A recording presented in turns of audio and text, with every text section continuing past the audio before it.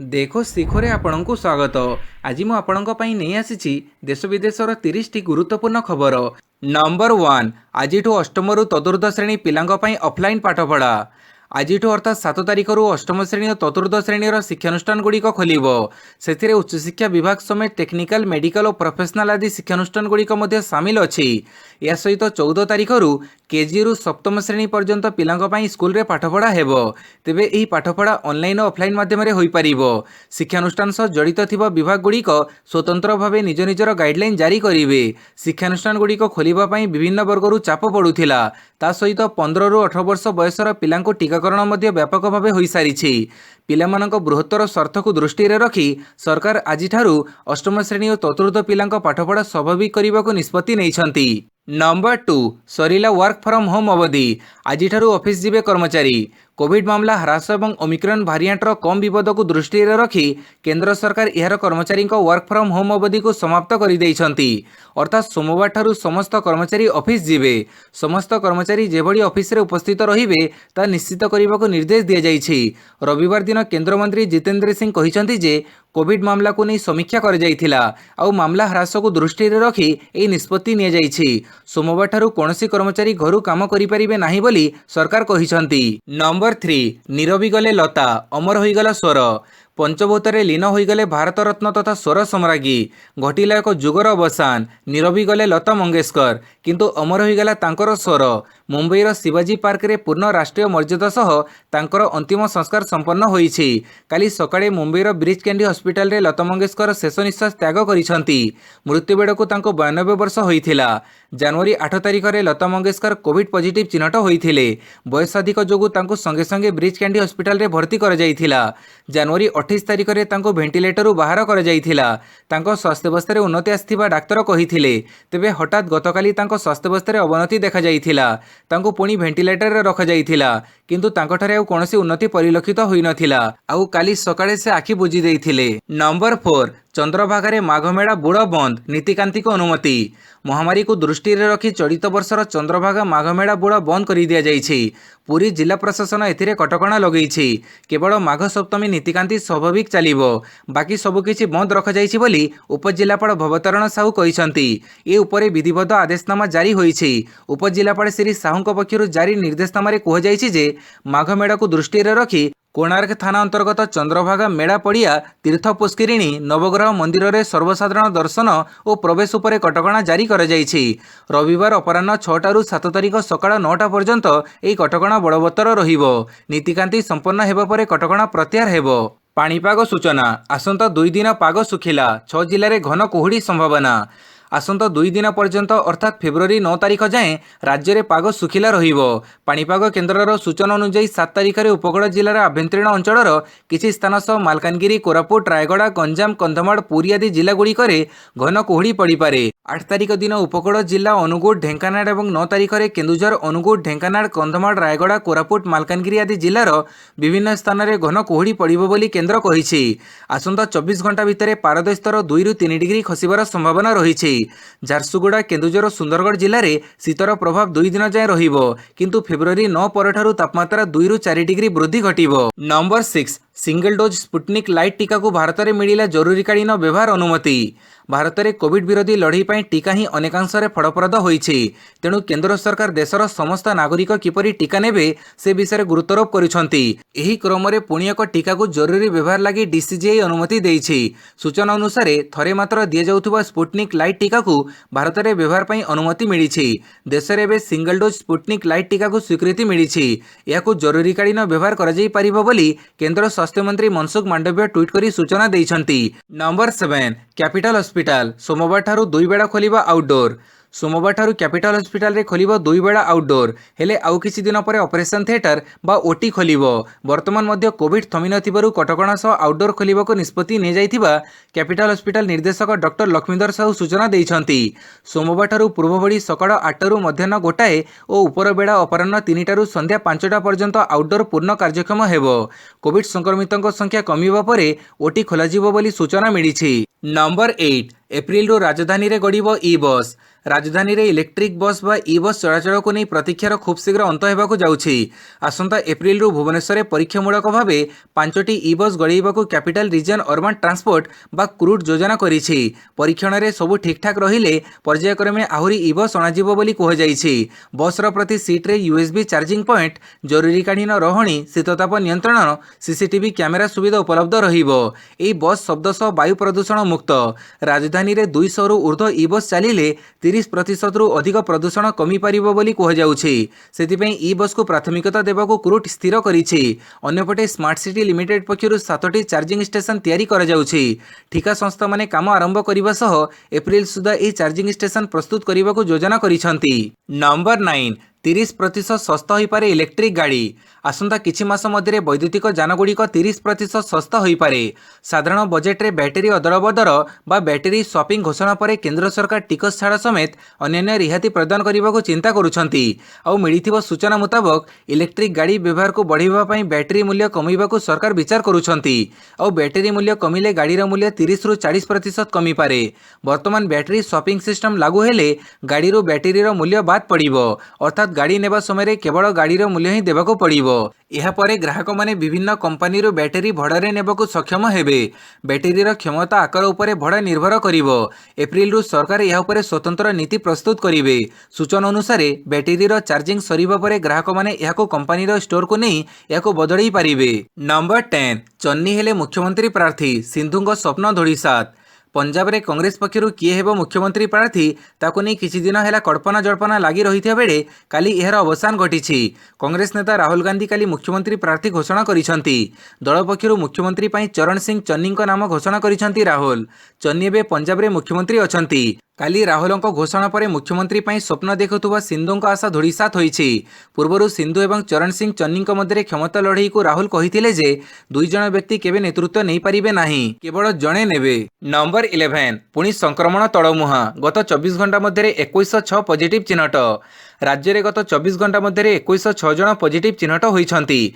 खोर्धारू सर्वाधिक 438 जन, अनुगुड़ू 97, बालेश्वरु 40, बरगढ़ 17, भद्रकरू 40, बलांगीर 65, बौद्धरू 55, कटकरू 155, देवगढ़ 9, ढेंकानालू 61, गजपति 64, गंजामरू 35, जगतसिंहपुर 32, जाजपुर 53, झारसुगुड़ारू 56, कलाहांडी 36, कंधमालू 44, केन्द्रापड़ारू 76, केउंझरू 40, खोर्धारू 429, कोरापुटरू 45, मालकानगिरी 7, मयूरभंजरू 42, नवरंगपुर 43, नयगढ़ 70, नुआपड़ारू 38, पुरी 34, रायगढ़ 43, संबलपुर 56, सोनपुर 37 और सुंदरगढ़ 219 जन पॉजिटिव चिन्हट होइछंती। नंबर 12, जामिन शर्त पूरण लगी अभियुक्तों को मिल पारिबनी अनिर्दिष्ट समय सीमा, कहिले हाईकोर्ट। ठीक समय चार्जसीट दाखल हो पारि नथिबारु दुई अभियुक्तों को अदालत जामिन प्रदान करथिले, किंतु अदालत जामिन देबार ठीक परदिन चार्जसीट दाखल हो जाइथिला। सेतेबेळेकु दुई जण अभियुक्त अदालत रे जामिन शर्त अनुसार बेलबंड दाखल करि पारि नथिले। अन्यपटे चार्जसीट दाखल हो जाइथिबारु अदालत भी आउ दुई अभियुक्तों बेलबंड ग्रहण न करी सेमानक जामिन को खारज कर देइथिले। या विरोध में अभियुक्त हाईकोर्टर आश्रय नैथिले, किंतु हाईकोर्ट सेमानक आवेदन को खारज कर देबा सहित तल कोर्टर निष्पत्ति को कायम रखिछंती। जस्टिस शशिकांत मिश्र को नहीं गठित खंडपीठ ए संपर्कित मामलार शुणाणी करी जामिन शर्त पूरण लगी अनिर्दिष्ट काल पर्यंत अभियुक्तों को अनुमति दि जाई परिबा नाही बोली स्पष्ट करिछंती। नंबर 13, झुलिला विश्वस्तरीय रेडियो स्टेशन। मिली 2.53 कोटी, दरकार 455 कोटी। दीर्घ 10 वर्षर अधिक समय है भुवनेश्वर रेडियो स्टेशन को विश्वस्तरीय स्टेशन रे परिणत करने राज्यवासी जो स्वप्न देखुले ताहे भांगी चूरमार होगा नहीं आशंका सृष्टि होईछि। राज्य सरकार विश्वस्तरीय रेडियो स्टेशन पर आनुषंगिक भित्तिभूमि जोगई देवे नहीं कि रेलवे को जमी देवेनि बोली निष्पत्ति नैछंती। ठीक सेमिति रेडियो मंत्रालय भुवनेश्वर एथिपाई अर्थ व्यय करिबनी बोली निष्पत्ति करिछि, जोथिपाई चलित बजेट रे भुवनेश्वर रेडियो स्टेशन रे गोटे नुआ प्लाटफर्म एवं एबे थिबा फुटओवर ब्रिज संप्रसारण पई मात्र 2.53 कोटी टंका आवंटन कर जाइछि। विश्वस्तरीय रेडियो स्टेशन पई 455 कोटी टंकार एक बड़ बजेट आकलन कर जाइथिला। आसंता आर्थिक वर्ष लागि होइथिबा व्यवहार सूचई देइछि जे स्वप्नर एही प्रकल्प एबे सबुदिन पई स्वप्न रे ही रहि जिवो। नंबर 14, धान किणारे दुर्नीति, बस्ता टंकारे पकेट गरम करुछंती मिलर। सरकारଙ୍କ नियम कहुछि चाषी माने निज बस्तारे धान भरी मंडी को आनिबे सेठारे सेमाने धान ढाड़ी देबे तापरे मिलर निज बस्तारे धान भरी मिलरू नेबे किंतु सुंदरगढ़ जिले में एथिरे व्यतिक्रम देखा मिली आउ एथिपाई चाषी माने क्षति सहुथिबा बेले कोटी कोटी टंकर दुर्नीति हेउछि। एठारे चाषी माने जो बस्तारे धान भर्ती कर आणुछंती मिलर ताहाको नहीं जाउछि अर्थात मिलर बस्ता किणु नाही। चाषी खोला बजाररू गोटे बस्ता को 35 टंका दे किणुछि। गोटे क्विंटाल धान पाई ताकू 2टी बस्ता किणिबाकू पड़ुछि। सही बस्ता मिलर नहीं जाउथिबारु चाषी क्विंटाल पिछा 70 टंका क्षति सहुछि। मिलर और लैंप्स उभय कहउछंती बस्ता देबे किंतु केही देउ नाहंती। पुणी धान क्विंटाल पिछा 3 केजी पर्यंत कटणी छटणी हेउछि। तेणु मोटामोटी देखिले चाषी धान क्विंटाल पिछा 95 रु 100 टंका क्षति सहुछंती। नंबर 15 लतांक परलोक रे 2 दिनिया राष्ट्रीय शोक अर्धनमित रहिबा त्रिरंगा।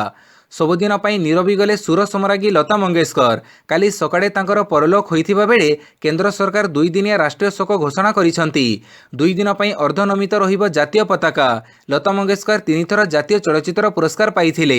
या सहित 4 थर श्रेष्ठ प्रच्छदपट गायिका भावे 4 थर फिल्मफेयर पुरस्कार पाइथिले। 2 थर तांको फिल्मफेयर स्पेशल पुरस्कार दिया जाइथिला। तांको Filmfare life time achievement award रे मध्ये सम्मानित करा जाइथिला। 1969 रे लता मंगेशकर को पद्मभूषण पुरस्कार प्रदान करा जाइथिला। 1999 रे भारत सरकार तांको दादा साहेब फाल्के पुरस्कार प्रदान करिथिले। 1969 रे तांको पद्म विभूषण पुरस्कार रे सम्मानित करा जाइथिला। 2001 रे तांको भारत रत्न रे सम्मानित करा जाइथिला। नंबर 16 एणिकी स्टार प्रचारकों उपरे आक्रमण हेले दायी रहिबे राज्य सरकार कहिले निर्वाचन कमिशन। आगकू 5टी राज्य में विधानसभा निर्वाचन हेबाकू थिबारु याकू नै प्रचार जोरदार चलीछि। तेबे विभिन्न दलर स्टार प्रचारकों उपरे आक्रमण को नै उद्वेग प्रकाश करिसंती निर्वाचन कमिशन।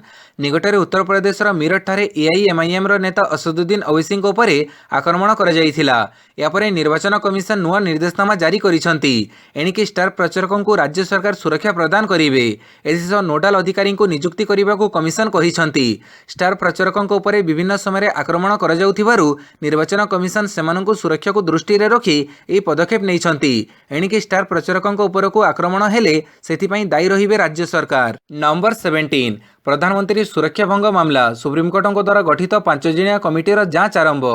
प्रधानमंत्री नरेंद्र मोदी सुरक्षा भंग घटनार 1 मास पर काली सुप्रीमकोर्ट द्वारा गठित 5 जणिया कमिटीर जांच कार्य आरंभ करिछि। पंजाबर फेरजपुर घटनास्थल में पहुंची कमिटी तार अनुसंधान करिथिबा सूचना मिली। ई सुरक्षा जनित त्रुटि घटनार जांच पई सुप्रीमकोर्ट गत जनवरी 12 रे अवसरप्राप्त वरिष्ठ विचारपति जस्टिस इंदु मालहोत्रा नेतृत्व में एक 5 जणिया कमिटी गठन करथिले। जस्टिस इंदु मालहोत्रा आज फ्लाईओवर जांच करथिले जोथिरे प्रधानमंत्री फेरजपुर साधारण सभा को जीवा समय रे प्राय 15 रु 20 मिनिट पर्यंत अटकी रहिथिले। से सही स्थान को जाइथिले जोठारे रैली हेबार कार्यक्रम थिला। चंडीगढ़ डीजीपी जातीय अनुसंधान agency IG, Punjab ADGP security एवं पंजाब एवं हरियाणा हाईकोर्टर रजिस्ट्रार जनरल जस्टिस मालहोत्रा उपस्थित थिले। नंबर 18 बलूचिस्तान रे पाकिस्तानी सेनार कार्यानुष्ठान 20 आतंकवादी निहत। पाकिस्तान बलूचिस्तान रे सुरक्षा बाहिनी कैंप उपरे होइतिबा आतंकवादी आक्रमण को जवाब देबाकू पाकिस्तानी सैन्य बाहिनी ऑपरेशन आरंभ करिछि। सेना कहिछि जे ए ऑपरेशन रे 20 जण आतंकवादी निहत होइछंती एवं ऑपरेशन सफलतार सहित शेष होइछि। सेना कहिछि जे आतंकवादी माने बुधवार दिन नेसोकी एवं पंजुगुर अंचल रे सेना शिविर उपरे आक्रमण करिथिले। आउ एहाको जवाब देबाकू पाकिस्तानी सेना स्वतंत्र ऑपरेशन आरंभ करिथिला। पाकिस्तानी सेना पक्षरु कह जाइछि जे ए ऑपरेशन समय उभय पक्षरु होइथिबा संघर्ष रे 9 जण सैनिक एवं 20 जण आतंकवादी निहत होइछंती। नंबर 19 पुणी बढ़िला निर्वाचनी प्रचार कटकणा। 5टी राज्य में हेबाकू थिबा विधानसभा निर्वाचन पई प्रचार कटकणा को वृद्धि करिसंती निर्वाचन कमिशन। निर्वाचन पई रोड शो, पदयात्रा, शोभायात्रा एवं साइकेल सह जानवाहन रैली उपरे लगा जाइथिबा प्रतिबंधक अवधि को वृद्धि करा जाइछि। तेबे कोविड प्रोटोकॉल मध्य राजनैतिक सभा समिति पई कमिशन कोहड़ करिसंती। कमिशन कहिसंती जे इंडोर हॉल रे 50% क्षमतार राजनैतिक सभा समिति होई परिबो। खोला मैदान रे 30% क्षमतार सभा समिति होई परिबो। यह बादे घर को घर बोली कैंपेनिंग पई 20 जनक अनुमति दिया जाइछि। राति 8 रु सकाळ 8टा पर्यंत प्रचार कटकणा को बड़बतर रखिसंती कमिशन। नंबर 20 लताଙ୍କୁ ମମତାଙ୍କ ଶ୍ରେଷ୍ଠ ଶ୍ରଦ୍ଧାଞ୍ଜଳି। ପଶ୍ଚିମବଙ୍ଗରେ 15 ଦିନ ବାଜିବ ଲତାଙ୍କ ଗୀତ। କିମ୍ବଦନ୍ତୀ ଗାୟିକା ଲତା ମଙ୍ଗେଶକରଙ୍କ ପରଲୋକ ପରେ ପଶ୍ଚିମବଙ୍ଗ ମୁଖ୍ୟମନ୍ତ୍ରୀ ଆଜି ଅଧା ଦିନ ପାଇଁ ଛୁଟି ଘୋଷଣା କରିବା ପରେ ଆଉ ଏକ ବଡ଼ ଘୋଷଣା କରିଛନ୍ତି। ଆଗାମୀ 15 ଦିନ ଯାଏଁ ପଶ୍ଚିମବଙ୍ଗର ପ୍ରତ୍ୟେକ ଜନଗହଳିପୂର୍ଣ୍ଣ ସ୍ଥାନ, ସରକାରୀ ସୌଧ ଏବଂ ଟ୍ରାଫିକ୍ ସିଗ୍ନାଲରେ ଭାରତରତ୍ନ ପୁରସ୍କାର ପ୍ରାପ୍ତ ଲତା ମଙ୍ଗେଶକରଙ୍କ ଲୋକପ୍ରିୟ ଗୀତ ବାଜିବ। ପଶ୍ଚିମବଙ୍ଗ ମୁଖ୍ୟମନ୍ତ୍ରୀ ମମତା ବାନାର୍ଜୀ ଏହି ଘୋଷଣା କରିଛନ୍ତି। ଅନ୍ୟ ପ୍ରଶଂସକଙ୍କ ପରି ଲତା ମଙ୍ଗେଶକରଙ୍କୁ ହୃଦୟରୁ ଶ୍ରଦ୍ଧାଞ୍ଜଳି ଅର୍ପଣ କରିଛନ୍ତି ବୋଲି ମୁଖ୍ୟମନ୍ତ୍ରୀ ମମତା କହିଛନ୍ତି। ନମ୍ବର 21 ରେଡିଓ ହୀରାଖଣ୍ଡ ହେଲା ଦେଶର ଅଗ୍ରଣୀ ଗୋଷ୍ଠୀ ବେତାର କେନ୍ଦ୍ର।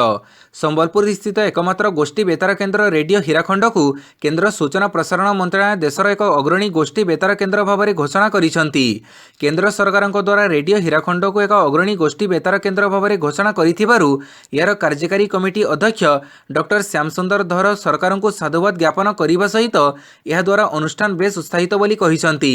ରେଡିଓ ହୀରାଖଣ୍ଡ ଆଗାମୀ ଦିନରେ ଭାରତରେ କମ୍ୟୁନିଟି ରେଡିଓ ଆନ୍ଦୋଳନକୁ ଆହୁରି ମଜବୁତ କରିବା ପାଇଁ ଏକ ନୋଡାଲ ପଏଣ୍ଟ ଭାବେ କାର୍ଯ୍ୟ କରିବ ବୋଲି କେନ୍ଦ୍ରର ନିର୍ଦ୍ଦେଶକ ବିକାଶ ମହାପାତ୍ର କହିଛନ୍ତି।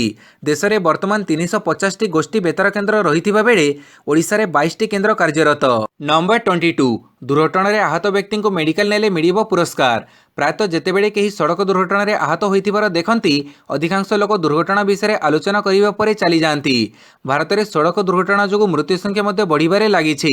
ଏହାର ଅନେକ କାରଣ ଥିଲେ ବି ମୁଖ୍ୟ କାରଣ ହେଉଛି ଯେ ଆହତ ବ୍ୟକ୍ତି ଠିକ୍ ସମୟରେ ଡାକ୍ତରଖାନାରେ ପହଞ୍ଚି ପାରନ୍ତି ନାହିଁ। ଏହାକୁ ଦୃଷ୍ଟିରେ ରଖି ନୋଏଡା ଟ୍ରାଫିକ୍ ପୁଲିସ ଏକ ସ୍ୱତନ୍ତ୍ର ଅଭିଯାନ ଆରମ୍ଭ କରିଛନ୍ତି। ଏହି ଅଭିଯାନ ମୁତାବକ ଯଦି କୌଣସି ବ୍ୟକ୍ତି ସଡ଼କ ଦୁର୍ଘଟଣାରେ ଆହତ ବ୍ୟକ୍ତିଙ୍କୁ ଡାକ୍ତରଖାନାକୁ ନେଇଯାଆନ୍ତି, ତେବେ ଟ୍ରାଫିକ୍ ପୁଲିସ ତାଙ୍କୁ 5,000 ଟଙ୍କା ପୁରସ୍କାର ଦେବେ। ନମ୍ବର 23 ବ୍ରହ୍ମପୁର ଆଇଟିଆଇର ସଫଳତା, 3 ଟନ୍ ଇ ଆବର୍ଜନାରେ ରୋବୋଟ। ଇ ଆବର୍ଜନାକୁ ନେଇ ବ୍ରହ୍ମପୁର ଶିଳ୍ପ ତାଲିମ ଅନୁଷ୍ଠାନ ଅର୍ଥାତ୍ ଆଇଟିଆଇ ଛାତ୍ରଛାତ୍ରୀଙ୍କ ଦ୍ୱାରା ପ୍ରସ୍ତୁତ ଏସିଆର ସର୍ବୋଚ୍ଚ ରୋବୋଟ ପ୍ରକୃତିକୁ ଏସିଆ ବୁକ୍ ଅଫ୍ ରେକର୍ଡସରେ ମାନ୍ୟତା ମିଳିଛି। ବ୍ରହ୍ମପୁର ସରକାରୀ ଶିଳ୍ପ ତାଲିମ ଅନୁଷ୍ଠାନର ତାଲିମଦାତାଙ୍କ ସହଯୋଗରେ ଏକ 30 ଫୁଟ ଉଚ୍ଚର ରୋବୋ ପ୍ରତିକୃତି ପ୍ରସ୍ତୁତ କରିଥିଲେ। ଏହାକୁ ଅନୁଷ୍ଠାନ ପରିସରରେ ଥିବା ମୁକ୍ତାକାଶ ସ୍କ୍ରାପ୍ ମ୍ୟୁଜିୟମରେ ଗତ ନଭେମ୍ବର 2ରେ ସ୍ଥାପନ କରାଯାଇଥିଲା। ଏହାକୁ ଏସିଆ ବୁକ୍ ଅଫ୍ ରେକର୍ଡସରେ ସ୍ଥାନିତ କରିବା ପାଇଁ ଅନୁଷ୍ଠାନ ପକ୍ଷରୁ ଆବେଦନ କରାଯାଇଥିଲା। ଆବଶ୍ୟକ ଯାଞ୍ଚ ପରେ ଏହାକୁ ଇ ଆବର୍ଜନାରେ ପ୍ରସ୍ତୁତ ଏସିଆର ସର୍ବୋଚ୍ଚ ରୋବୋ ପ୍ରତିକୃତିର ମାନ୍ୟତା ମିଳିଥିବା ନେଇ ଆଇଟିଆଇ ଅଧ୍ୟକ୍ଷ ଡକ୍ଟର ରଜତ କୁମାର ପାଣିଗ୍ରାହୀ ସୂଚନା ଦେଇଛନ୍ତି। ନମ୍ବର 24 ଧାନ ବସ୍ତା ରଖି 49 ନମ୍ବର ଜାତୀୟ ରାଜପଥ ଅବରୋଧ କଲେ ଚାଷୀ। ବିଭିନ୍ନ ସରକାରୀ ଧାନ ମଣ୍ଡିରେ ବ୍ୟାପକ ଅବ୍ୟବସ୍ଥା ଚାଷୀ ଅସନ୍ତୋଷକୁ ତୀବ୍ର କଲାଣି। ଘଟଣାକ୍ରମରେ କାଲି ପାଟଣା ବ୍ଲକ ଅନ୍ତର୍ଗତ ଚେମଣା ଧାନ ମଣ୍ଡିରେ 120 ଜଣ ଚାଷୀ ଧାନ ବିକ୍ରି ପାଇଁ ଜମା ରଖିଥିବା ବେଳେ ଅପରାହ୍ନ 4ଟା ସୁଦ୍ଧା ଧାନ କିଣାର ନାଁ ଗନ୍ଧ ନଥିବାରୁ ବାଧ୍ୟ ହୋଇ ଚାଷୀମାନେ ଟୋକନ ଲ୍ୟାପ୍ସ ହେବା ଆଶଙ୍କାରେ ଚେମଣାରେ 49 ନମ୍ବର ଜାତୀୟ ରାଜପଥକୁ ଅବରୋଧ କରିଛନ୍ତି। ଯାହାଫଳରେ ଗୁରୁତ୍ୱପୂର୍ଣ୍ଣ ମୁମ୍ବାଇ କଲିକତା ଜାତୀୟ ରାଜପଥ ଚେମଣା ଛକ ଉଭୟ ପାର୍ଶ୍ୱରେ ଶହ ଶହ ଯାନବାହନ ଠିଆ ହୋଇ ରହିଛି। ଖବର ପାଇ ତୁରୁମୁଙ୍ଗା ଥାନା ଅଧିକାରୀ ମଦନ ମୋହନ ନାୟକ ଘଟଣାସ୍ଥଳରେ ପହଞ୍ଚି ପରିସ୍ଥିତି ଉପରେ ନଜର ରଖିଛନ୍ତି। ଅପରାହ୍ନ 4ଟାରୁ ଆରମ୍ଭ ହୋଇଥିବା ଜାତୀୟ ରାଜପଥ ଅବରୋଧ ସନ୍ଧ୍ୟା 7:30ଟା ଯାଏଁ ଅବରୋଧ ରହିଥିବା ଜଣାପଡ଼ିଛି। ନମ୍ବର 25 ହଜାରେତମ ଦିନିକିଆରେ ଟିମ୍ ଇଣ୍ଡିଆର ଜବରଦସ୍ତ ବିଜୟ। ଟିମ୍ ଇଣ୍ଡିଆ ତାର 1000ତମ ଅନ୍ତର୍ଜାତୀୟ ଦିନିକିଆରେ ଧମାକେଦାର ବିଜୟ ହାସଲ କରିଛି। ପ୍ରଥମେ ବୋଲରଙ୍କ କମାଲ ପରେ ବ୍ୟାଟ୍ରେ କ୍ୟାପ୍ଟେନ୍ ରୋହିତ ଶର୍ମାଙ୍କ ବିସ୍ଫୋରକ ଇନିଂସ ବଳରେ ଭାରତ ଏହି ମ୍ୟାଚ୍ରେ ୱେଷ୍ଟଇଣ୍ଡିଜକୁ 6 ୱିକେଟ୍ରେ ପରାସ୍ତ କରିଛି। ଏହି ବିଜୟ ସହ ଭାରତ 3 ମ୍ୟାଚ୍ ବିଶିଷ୍ଟ ସିରିଜ୍ରେ 1-0ରେ ଅଗ୍ରଣୀ ହାସଲ କରିଛି। ଭାରତ ପ୍ରଥମ ଦଳ ଭାବେ 1000ତମ ଅନ୍ତର୍ଜାତୀୟ ଦିନିକିଆ ଖେଳିବାର ଗୌରବ ଅର୍ଜନ କରିଛି। ଆଉ ଏହି ମ୍ୟାଚ୍କୁ ଜିତି ଭାରତ ନୂଆ ଇତିହାସ ରଚିଛି। ଏହି ମ୍ୟାଚ୍ରେ ଭାରତୀୟ ବୋଲରମାନେ ଦମଦାର ପ୍ରଦର୍ଶନ କରି ଭ୍ରମଣକାରୀ ଟିମ୍କୁ 43.5 ଓଭରରେ 176 ରନ୍ରେ ଅଲଆଉଟ୍ କରିଦେଇଥିଲେ। ଜବାବରେ ଭାରତ ମାତ୍ର 28 ଓଭରରେ 4 ୱିକେଟ୍ ହରାଇ 178 ରନ୍ କରି ସହଜରେ ମ୍ୟାଚ୍କୁ ଜିତି ନେଇଛି। ଭାରତ ପକ୍ଷରୁ କ୍ୟାପ୍ଟେନ୍ ରୋହିତ ସର୍ବାଧିକ 60 ରନ୍ କରିଛନ୍ତି। ସୂର୍ଯ୍ୟକୁମାର ଯାଦବ 34 ଓ ଡେବ୍ୟୁଟାଣ୍ଟ ଦୀପକ ହୁଡା 26 ରନ୍ କରି ଅପରାଜିତ ରହିଛନ୍ତି। ନମ୍ବର 26 ଭାରତୀୟ ଖେଳାଳିଙ୍କୁ 40 ଲକ୍ଷ ଟଙ୍କା ପୁରସ୍କାର ଦେବ ବିସିସିଆଇ। 19 ବର୍ଷରୁ କମ୍ ବିଶ୍ୱକପ୍ ବିଜୟୀ ଭାରତୀୟ ଟିମ୍ର ଖେଳାଳି ଏବଂ ସହଯୋଗୀ କର୍ମଚାରୀଙ୍କ ନିମନ୍ତେ ରବିବାର ରାତିରେ the board of control for cricket India ନଗଦ ଅର୍ଥ ପୁରସ୍କାର ଘୋଷଣା କରିଛି। ଫାଇନାଲ ମ୍ୟାଚ୍ରେ ଭାରତ ବିଜୟୀ ଘୋଷିତ ହେବା କ୍ଷଣି ବିସିସିଆଇ ସଚିବ ଜୟଶା ସାମାଜିକ ଗଣମାଧ୍ୟମରେ ଭାରତୀୟ ଟିମ୍ର ଖେଳାଳି ଏବଂ ସହଯୋଗୀ କର୍ମଚାରୀଙ୍କ ନିମନ୍ତେ ଆର୍ଥିକ ପୁରସ୍କାର ଘୋଷଣା କରିଥିଲେ। ଭାରତୀୟ ଟିମ୍ର ପ୍ରତ୍ୟେକ ଖେଳାଳିଙ୍କ ପାଇଁ 40 ଲକ୍ଷ ଟଙ୍କା ଲେଖାଏଁ ପୁରସ୍କାର ଘୋଷଣା କରାଯାଇଥିବା ବେଳେ ପ୍ରତ୍ୟେକ ସହଯୋଗୀ କର୍ମଚାରୀଙ୍କ ନିମନ୍ତେ 25 ଲକ୍ଷ ଲେଖାଏଁ ଟଙ୍କା ପୁରସ୍କାର ଘୋଷଣା କରାଯାଇଛି। ନମ୍ବର 27 ରଣଜୀ ଟ୍ରଫି ପାଇଁ ଓଡ଼ିଶା ଦଳ ଘୋଷିତ, 5 ନୂଆ ମୁହଁ। आगामी रणजी ट्रॉफी ପାଇଁ ओडिशा सिनियर पुरुष दलर घोषणा करा जायछि। मुख्य चयनकर्ता प्रभंजन मल्लिक 20 जणिया ओडिशा दलर घोषणा करिसेंति। दलर कैप्टेन दायित्व शुभ्रांशु सेनापति हाथ को दि जायछि। टीम रे अभिज्ञ सह युव तारकों को प्राधान्य दि जायछि। ओडिशा टीम रे 5 नुआ मुह को शामिल कर जायछि। सेमाने हेले राकेश पटनायक, आशीष राय, अंशुमान रथ, प्रशांत राणा, तरण सिंह ओडिशा रणजी दल, शुभ्रांशु सेनापति, अनुराग षडंगी, शांतनु मिश्र, संदीप पटनायक, अंशुमान रथ, गोविंद पोदार, अभिषेक राउत, देवाशीष सामंतराय, राकेश पटनायक, सुजित कुमार लेंका, राजेश धूपर, जयंत बेहेरा, पशुपु राय, शुभम नायक, बसंत महांती, राजेश महांती, देवव्रत प्रधान, प्रशांत राणा, आशीष राय, तरणी शाह। नंबर 28 ओडिशा रे पंचम थर जातीय भलीबॉल ओडिशा दल घोषित। आसंता 7 रु 13 तारिख पर्यंत किड विश्वविद्यालय विजु पटनायक इंडोर स्टाडियम रे 70तम वरिष्ठ जातीय भलीबॉल प्रतियोगिता आयोजित हेबो। भारतीय भलीबॉल इतिहास रे यह प्रतियोगिता आयोजन करिबारे किट मध्ये हैट्रिक अर्जन करिछि। लगातार तृतीय थर पई किट जातीय प्रतियोगितार आयोजन करबाकू जाउछि। यार पूर्व 2 संस्करण को किट सफलतार सह आयोजन करिथिला। नंबर 29 हजारतम मैच रे मेलोडी क्वीन को सम्मान जणैला टीम इंडिया। कालीठो आरंभ होइछि भारत वेस्टइंडीज दिनिकिया सीरीज। तेबे काली मैच रे स्वर सम्राज्ञी भारत रत्न लता मंगेशकर को सम्मान जणै बाहुरे कड़ा फीता पिंधिचंती टीम इंडिया समस्त सदस्य। बीसीसीआई पक्षरु एने एक ट्वीट करा जायथिबा बेले एथिरे आहुरी लेखा जायछि जे लता दीदी क्रिकेट को भलो पाउथिले। से सब बेले क्रिकेट और टीम इंडिया को समर्थन करुथिले। सूचनायोग्य भारत काली तार 1000तम दिनिकिया मैच खेलुछि। क्रिकेट इतिहास रे यह प्रथम। अन्य कोनोसी देश एजावत 1000टी दिनिकिया खेली नाहंती। चलित सीरीज रे 3टी दिनिकिया मैच खेला हेबाकू थिबा बेले सबु गुड़िक अहमदाबाद रे ही खेला जिवो। नंबर 30 विश्वकप जीतिबा परे भारत कैप्टेन को बड़ सम्मान देला आईसीसी। अंडर 19 विश्वकप फाइनल रे भारत 4 विकेट रे इंग्लैंड को हरई पंचम थर टाइटल जीतिछि। भारत को चैंपियन करैथिबा कैप्टेन एस धुलों को आईसीसी बड़ सम्मान प्रदान करिछि। आईसीसी एस धुलों को टूर्नामेंट रो कैप्टेन भाबे नियुक्त करिछि। धुलों व्यतीत आउ 2 भारतीय यथा ऑलराउंडर राजबाबा और स्पिनर विक्की वट्सवाल को 12 जणिया टीम रे शामिल कर जायछि। टूर्नामेंट रे विक्की भारतर सर्वाधिक विकेट हासिलकारी बॉलर थिले। से मोट 12टी विकेट हासिल करिथिले। वीडियोटी को संपूर्ण देखिथिबारु बहुत बहुत धन्यवाद।